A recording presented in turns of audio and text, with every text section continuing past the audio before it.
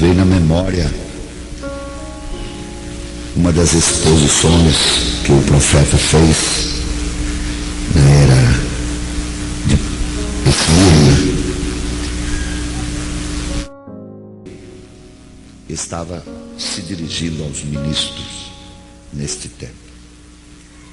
Antes eu quero dizer que valeria a pena que os ministros, enquanto gravações da voz de Deus não faz a tradução completa, absoluta do livro, uma exposição das 7 eras da igreja, que todos se esforçassem para poder ler o que temos disponível. Já na primeira página, não me recordo se aqui, ao imprimir-se através do irmão Joaquim Gonçalves, esta série de mensagens que foi erroneamente chamada as 7 eras, porque esta série que se imprimiu em azul não é as 7 eras. Esse não é o título. O título é uma exposição das 7 eras da igreja. As 7 eras da igreja foi impresso em espanhol, cujo título é A Revelação de Jesus Cristo. E eu creio que nós mandamos para cada um dos ministros este livro de capa um pouco marrom, cujas 7 eras estão impressas em alto relevo em uma tinta prata, e lá o irmão Brana toma desde o primeiro versículo do primeiro capítulo até o último versículo do 4º capítulo. Ele não poderia tomar o 5º capítulo. Ele tomou uma primeira parte, que é a serpente ferida. Seria muito importante para os ministros estudar as eras e tomar estas impressões que foram feitas aqui em Goiânia, cujo título é Uma Exposição das 7 eras da igreja, porque o irmão Brana diz que sem a revelação divina das eras não há nenhum entendimento dos 7 selos, não há nenhum entendimento das trombetas e também não há nenhum entendimento de cada praga. Como o irmão Brana queria pregar as 7 trombetas e Deus disse que ele já havia pregado, imagine-se como ele não deve ter se sentido. E Deus então mostrou a ele que quando ele pregou os selos e as eras, ele pregou as trombetas. Então ele fez uma mensagem cujo título é A Festa das Trombetas. Uma das mensagens muito difícil de entender. Eu não me refiro a interpretar, porque ela já está interpretada. Eu quero dizer isso porque todo problema esteve como começamos, ou como vamos começar, ou como estamos começando. Homens experientes se supõe têm obrigação de mostrar o caminho do princípio ao fim. Na verdade, parece que alguns têm se condicionado a si mesmo a não ensinar ou não dar a conhecer algumas coisas. Esse não foi o caso e nem tem sido o caso de alguns homens em muitas partes do mundo que abertamente se deixam conhecer através da sua experiência. Isso é exatamente o que se pode ver aqui na Escritura. Outra coisa muito importante, o livro de Timóteo, as 2 cartas, e o livro de Tito são cartas aos ministros. Se eu fosse um ministro começando agora e ouvisse tal coisa e estivesse seguro de que esta é a revelação, como eu sei que é verdade o que eu estou falando, eu começaria a estudar desde já a carta a Timóteo e a carta a Tito. Mas parece que há algo que eu estou inclinado a aceitar, que é o princípio como se começou, que se tem desviado as pessoas até hoje a voltarem ao original. Quando se deu um título de volta à palavra original, foi o título mais forte que eu conheço depois desse recorrido de toda a mensagem no Brasil. E é uma grande inspiração esse título. Logo se mudou para a palavra original. Eu me refiro a esses títulos porque eles têm peso na sua expressão. E isto deveria ser observado na prática.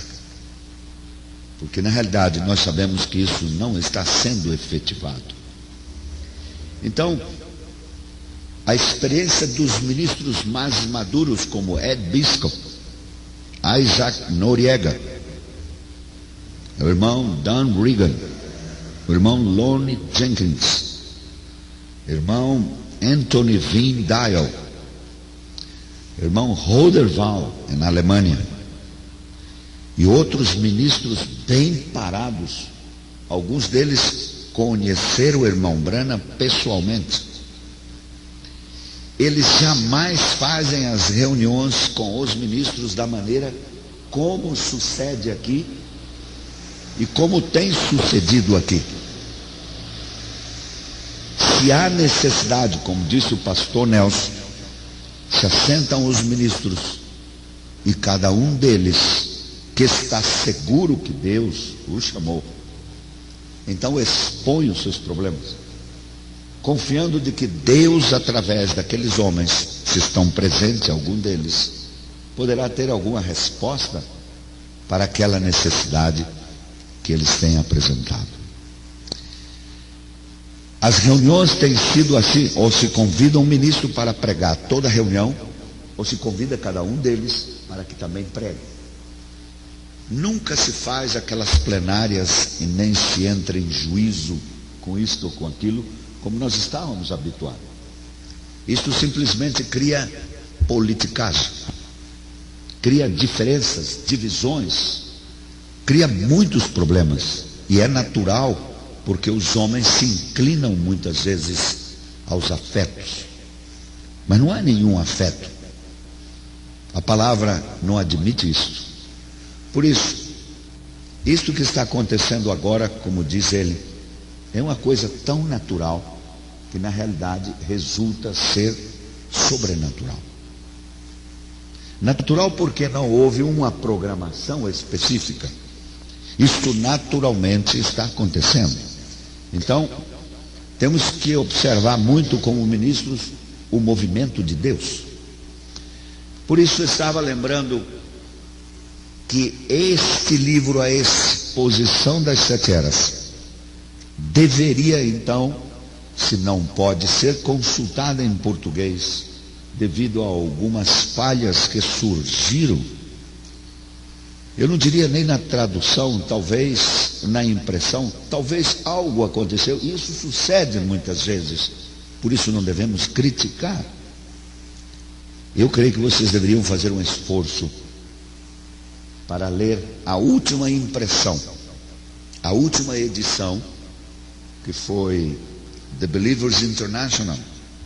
O irmão George Smith passou para o espanhol, corrigindo inclusive o livro original, que foi o primeiro impresso, quando o irmão Roy Borders ficou responsável pela spoken word, ou seja, a palavra falada, juntamente com Billy Paul.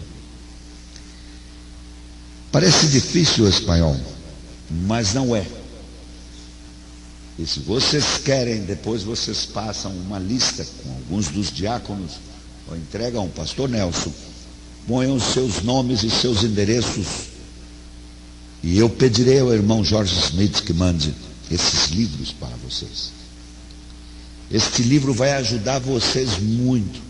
Agora tem uma coisa: vocês terão que estudar isso. Vocês terão que dedicar-se a isso. Porque o que eu disse está escrito aqui, vê?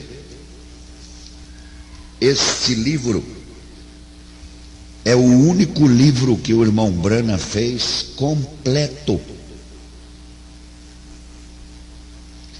Houve muitas críticas a respeito de que se esse livro era dele ou não. Se atribuía ao irmão Livelle. Mas esse livro não é do irmão Livelle. Tem a assinatura do profeta de Deus. O que o irmão Livelle fez foi ouvir as fitas originais do 1º ao 5º capítulo do livro de Apocalipse. E então gramatizá-los para passar para um livro. Mas cada vez que isto foi à gráfica e regressou, o irmão Branham, durante as suas viagens, e como vocês sabem, esse homem quase não tinha tempo nem muito para a sua família e nem muito para si mesmo, e mais para nós se dedicou, e aqui está a prova, todas essas mensagens. Ele as corrigia sobre a sua perna. E quando ele fez isso, ele já tinha a completa revelação de toda a palavra de Deus. Essa é a razão pela qual neste livro, não nas 7 eras, mas neste livro, ele diz coisas completamente diferentes do que ele disse ali no livro das 7 eras. Então, tanto um como o outro devem ser lidos. E ele diz que esse livro de Apocalipse, quando ele tomou entre o 1º e o 3º capítulo, está tratando de doutrinas maiores, como por exemplo o batismo. E você não encontra nenhuma citação no livro de Apocalipse de que alguém tenha sido batizado, pois ele diz que ali está esta doutrina. E é por isso é que nós deveríamos nos dedicar mais a olhar para estas coisas, porque na realidade, se você observa, quando chegou na era de Pérgamo, o nome foi tirado por completo. E também é na era de Pérgamo onde está a exposição da origem da Trindade, a doutrina mais espúria, a doutrina mais forte que o diabo introduziu, e você também sabe onde ela começou. O irmão Branham quase que insiste repetidamente em suas mensagens que voltemos ao livro de Gênesis cada vez que queramos saber como começou alguma doutrina. E é exatamente com Nimrod que começa esta doutrina. É exatamente dali para cá que começou a sair todas estas coisas. E é por isso que ele diz que também neste livro se trata do batismo em águas. Se trata então da deidade, que é uma das doutrinas mais fortes que deveria estar presente no coração dos ministros. Porque, diz o mesmo irmão Branham, não há revelação prevalente ou maior, não há nada maior do que a revelação da suprema deidade de Jesus Cristo. Agora, isto é algo que somente o ministro, aquele que foi chamado, receberá.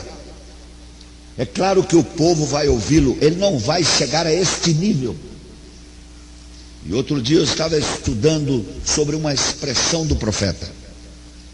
Ele dizia: jamais o povo chegará a um nível de fé maior do que o seu pastor. Mas quando olhamos para muitas igrejas E eu não estou me referindo às igrejas denominacionais. Nós estamos falando entre família. E observe que essa era a preocupação também de Paulo.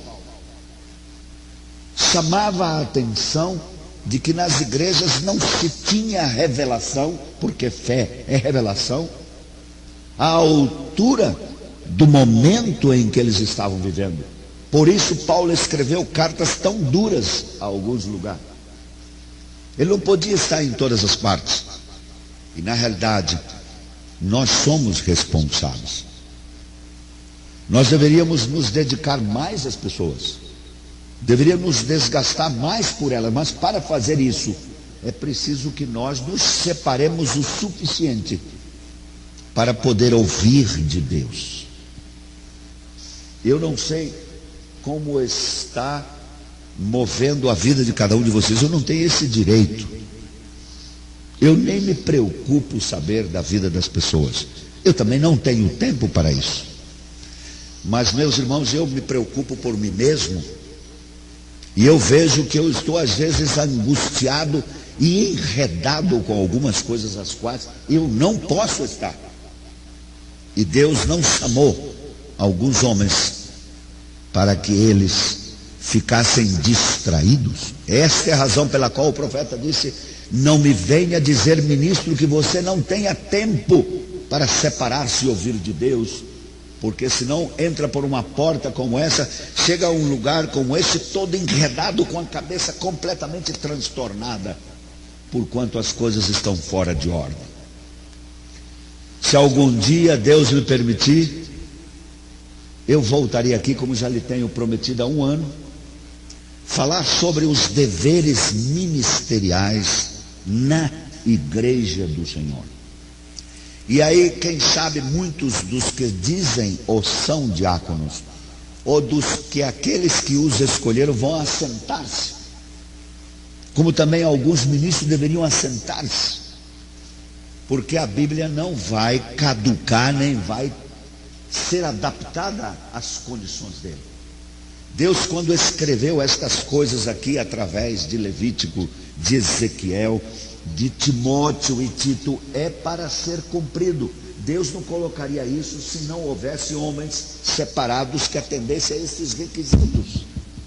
Como é que Deus iria então colocar alguma coisa que seria impossível para nós realizarmos? Mas nós sempre estamos deixando para amanhã, ainda que conscientes sabemos que não se pode apoiar, estamos apoiando. E talvez você já esteja entendendo que a coisa é muito mais grave. Lembre-se, estamos voltando ao princípio. E no princípio não era assim, disse Jesus. Eu não estou me referindo a casamento e divórcio. Estamos virtualmente, meu irmão, voltando ao princípio. A ver se isto entra, se isto encaixa. Voltar ao princípio é voltar à perfeição. Com razão, diz o profeta, esta noiva não vai ter um seio de fora. Que expressão tão forte. Ela está completamente vestida e um seio de fora. Não, senhor. Ela não vai ser assim. Mas nós somos culpados. Se tão somente pudéssemos todos nos assentar nesse país. Se tão somente, meu irmão, pudéssemos nos assentar todos. Os que dizem ser ministros, os que são ministros, que aspiram ao ministério, e começássemos a nos ajoelhar, e encontrássemos que temos sido culpados de muitas coisas que estão sucedendo, que estamos apoiando o que é mal, e cada um de nós reconhecesse por graça de Deus que não podemos seguir adiante, e começássemos a orar depois disso, por esse país, por essas mulheres, por essas igrejas. O profeta afirma de que Deus teria misericórdia desta nação. Pois se ele teve misericórdia de Nínive, o profeta diz: se os Estados Unidos de América se reunisse através dos ministérios e começasse a clamar por essas mulheres que andam de calças compridas, cortando o cabelo, por esses bares que desviam os nossos jovens, por essa televisão que inunda as casas com a quinta dimensão, Deus ouviria e salvaria esta nação.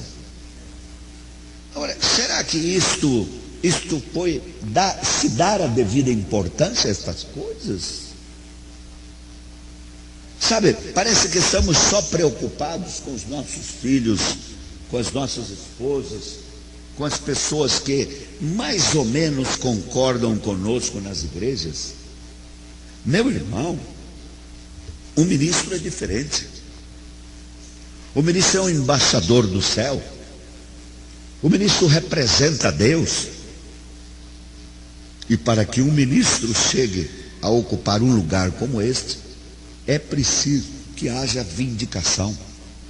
Essa vindicação é escriturística.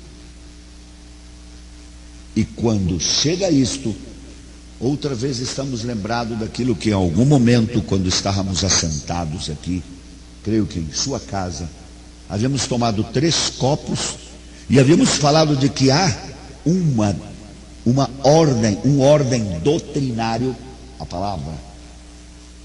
Há uma ordem ministerial que é consequência da ordem doutrinária e a ordem da igreja.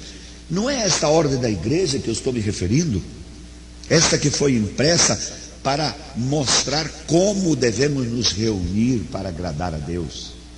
A ordem da igreja é imprimida através do ministério nas pessoas que ouvem a palavra, a ordem doutrinária. E isto simplesmente tem sido levado a um lado, tem sido lançado a qualquer lado e não se considera por conveniência, não se toma muitas vezes estas coisas.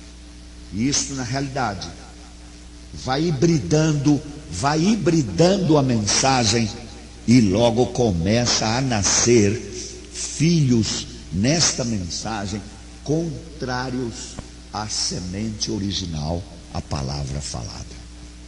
Por isso o profeta diz: quando uma igreja, seja qual for, começar a se organizar, ela começará a morrer aí mesmo. E se organiza quando se deixa de tomar a palavra. Não interessa, temos por hábito, como eu já disse muitas vezes, de criticar os denominacionais. É bom não esquecer que lá estão quase a totalidade das virgens loucas. E eles vão herdar o reino de Deus na segunda ressurreição. Enquanto que nós nos jactando e nos distraindo e nos colocando desapercebido, não tomando seriamente ou a vocação com que fomos chamados, porque estamos reclamando aí que somos ministros. Deus não vai perdoar isso, meu irmão. Ele não perdoou os 70 ministros, ele não perdoou os outros levitas, ele simplesmente não perdoou os outros. E Deus não vai nos perdoar. Se nós estamos conscientes que estamos vivendo uma hora difícil, e Deus tem nos dado até aqui a oportunidade de viver neste tempo, deveríamos começar a fazer um inventário da nossa própria vida e tratar rapidamente de ajustá-la à palavra desta hora. Deus não vai negociar conosco com lágrimas. Quando Deus se apresentar a nós, será com olhos de fogo. Diz a Escritura que ele virá trazendo juízo, e a misericórdia só triunfa do juízo agora. Lá não há nenhuma misericórdia, como vocês bem sabem.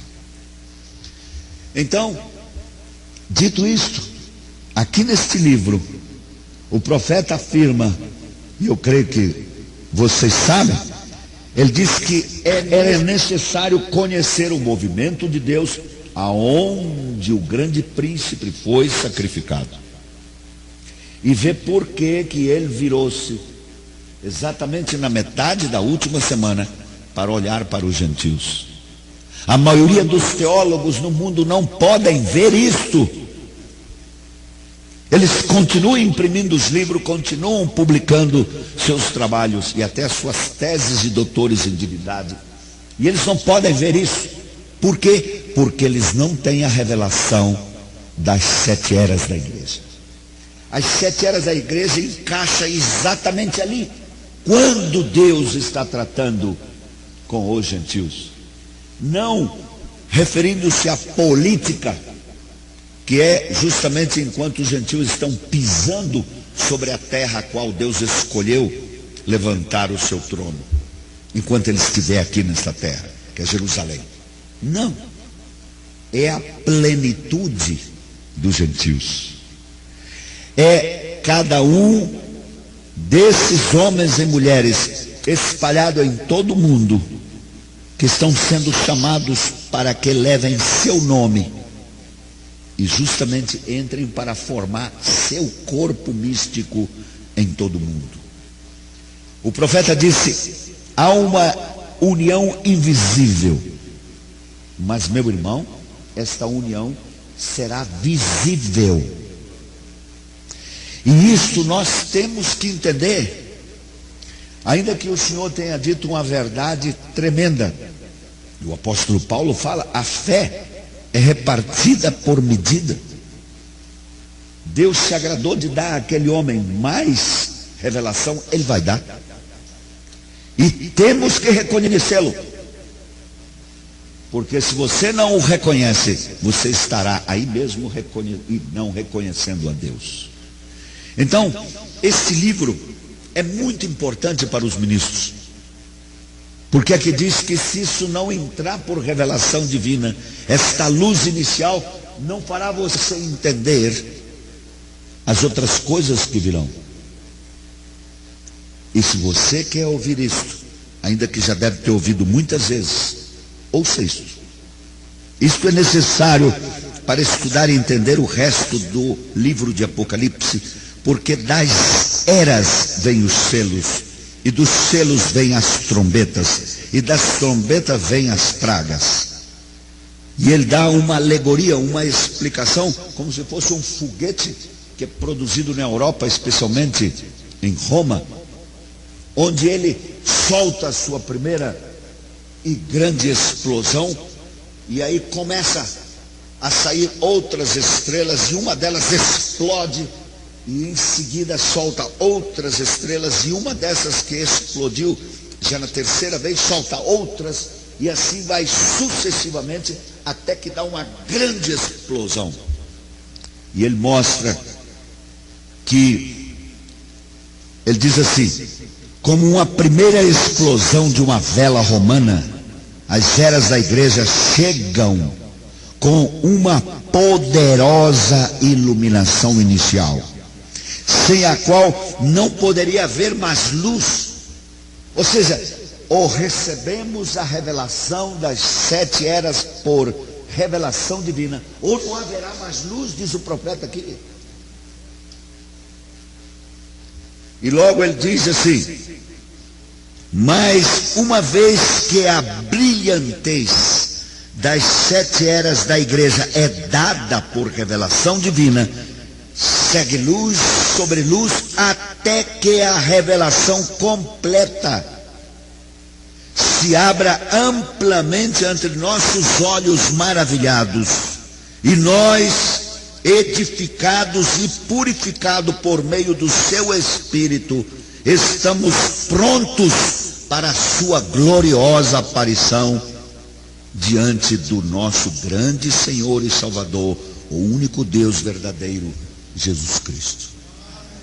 Olha, meu irmão, isso eu levo uns 10 anos estudando este livro. Este livro, para começar, mostra o movimento dos 12 espíritos dentro da igreja. Não é lá em alguma igreja, é nessa igreja, na igreja que eu tenho, na igreja de vocês. Parece que tomamos isso, essa mensagem, e agora não há espírito nenhum, e nós temos o Espírito Santo. Escute, nós temos o Espírito Santo, mas o diabo não está apontando a sua artilharia para a denominação.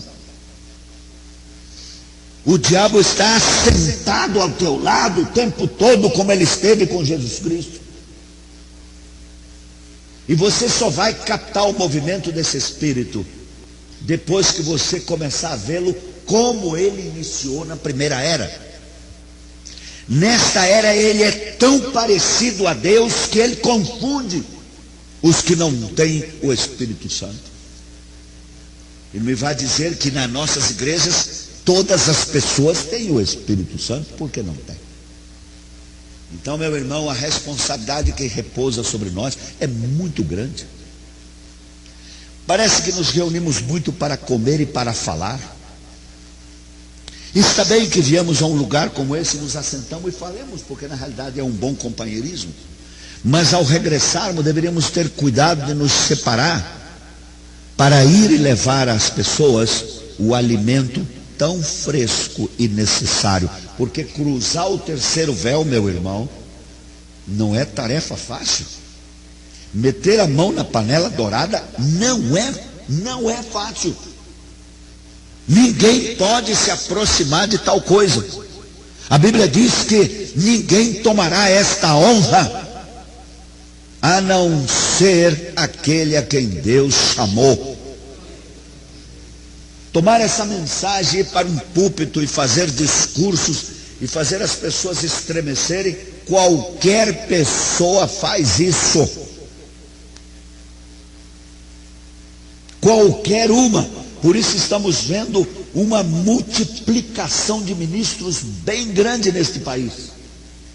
Na realidade, eles são sequazes, são vassalos de algum homem, são guiados por alguma mente humana. Quando os ministros devem ter um padrão semelhante ao apóstolo Paulo, o profeta disse: ele é o padrão. E ele tinha 3 coisas incomparáveis que deveriam ser vistas em um ministro. Primeiro, o apóstolo Paulo nunca esteve sujeito a nenhuma jurisdição de homem.